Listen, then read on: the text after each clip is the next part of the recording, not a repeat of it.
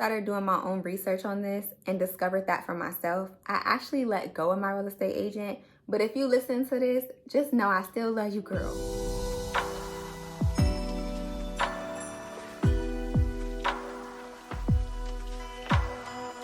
What's up, y'all? Welcome back to my channel. If you didn't watch last episode, make sure y'all get caught up. If you did, you know that I revealed which new construction neighborhood I ended up choosing. And also I reviewed everything financing and budget. In today's episode, I'll be taking you guys through every step of the process of designing my new home. So make sure you stick with me through this journey to the very end so you can get all the nuggets that I'll be dropping. Okay, so the very first step that I followed when designing my new home was applying for a letter of pre-approval. So this is just the first step in the financial process. It's a letter that'll be generated from a loan officer to show people that are selling their home that you are one, pre-approved to buy the house, and two, that you're financially serious about purchasing a house. I applied through multiple bureaus because your girl had to secure the best bag when getting the best interest rates. I applied through USAA, Navy Federal, and then I also applied to Stanley Martin's loan officer to see, which one was going to give me the best deal. This process is called shopping around. It's totally okay to do. In fact, it's actually encouraged to make sure that you too are securing the bag. In the end, I ended up choosing to go with Stanley Martin's lender because they gave me certain perks that other bureaus and credit unions couldn't give me. For example, they gave me a $5,000 credit, meaning free money, to design the inside of my house. And they also gave me $15,000 of closing credit to help me with settlements. In fact, because of that credit from the builder, I did not have to pay a dime at closing. I actually got a refund check wired to my account, which was bomb.com. The second step to designing my home was choosing a lot and a building number. This was the fun part, and it made me feel like a total boss because as long as I had that pre-approval letter, I was able to walk right in the front door of the neighborhood sales agent's office, hand him that letter to show him, one, that I'm serious, and two, that I've already been financially approved, so it's nothing to worry about. And because I had that letter of pre-approval, the neighborhood sales agent was able to stop all applications on the house of my choice, and I was able to apply for that house that night. Okay, so step number 3 was actually signing the sales contract from the neighborhood agent.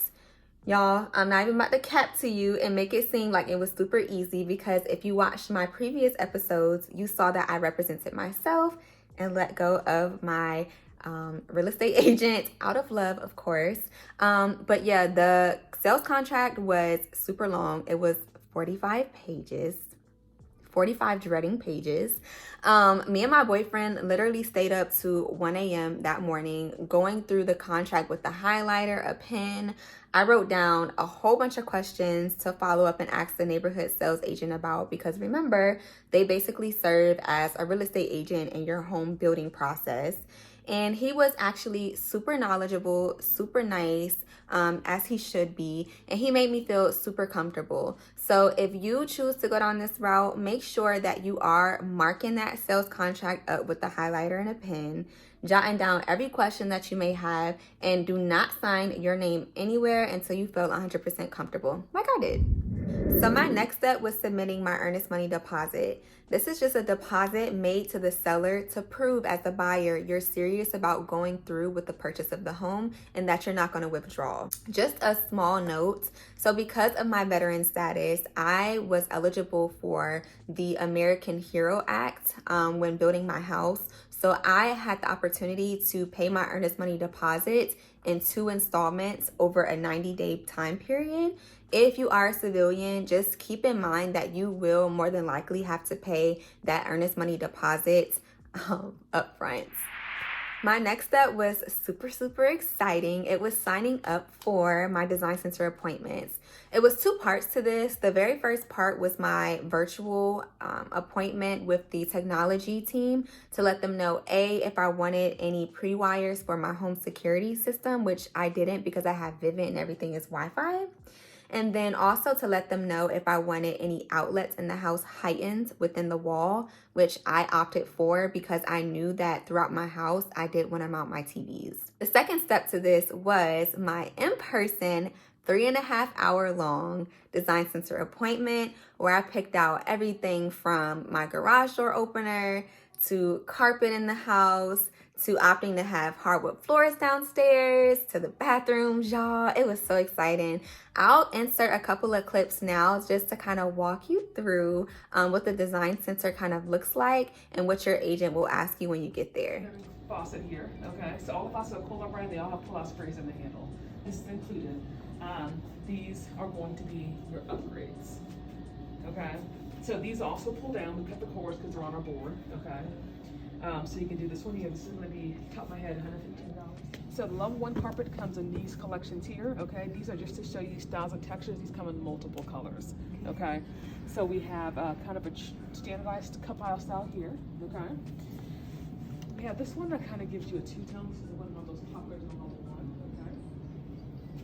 We have a burger, so we have text. Be really careful. When I got to the design center, y'all, my eyes opened up just thinking about the potential of having my house look like it belonged in a magazine.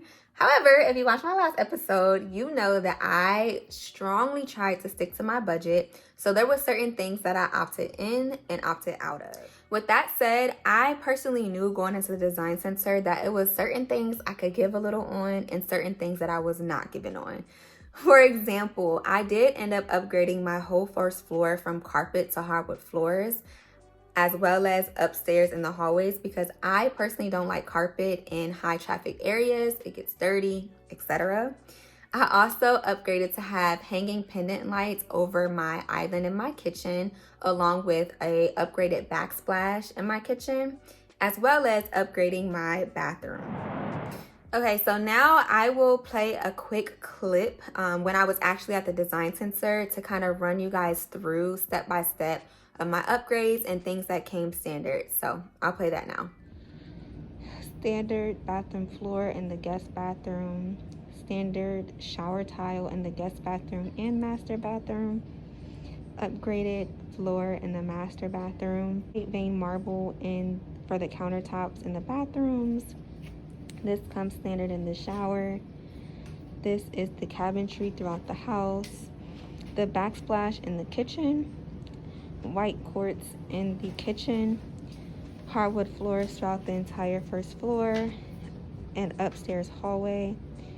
Laundry room tile. Carpet throughout the 3 bedrooms. Handrail that will be stained that color going up the steps. Okay, y'all, so the next and final step that I'll be discussing in this video is playing the waiting game after designing the interior of my home, which felt like it literally took forever. But luckily for me, my sales agent, Ben, if you're listening to this, you know you the bomb, baby, was awesome. He sent me weekly updates via email of pictures and a short description of where the builders were currently in the process, what came next, in addition to what month or week roughly that the house would be completed, which was super helpful. Okay, guys, so that is it for today's episode. If you like my content and you want to hear more, hit that subscribe button and that bell so you can be alerted each and every time I drop a new episode. Make sure y'all stick with me on this journey because living on a budget is the new rich.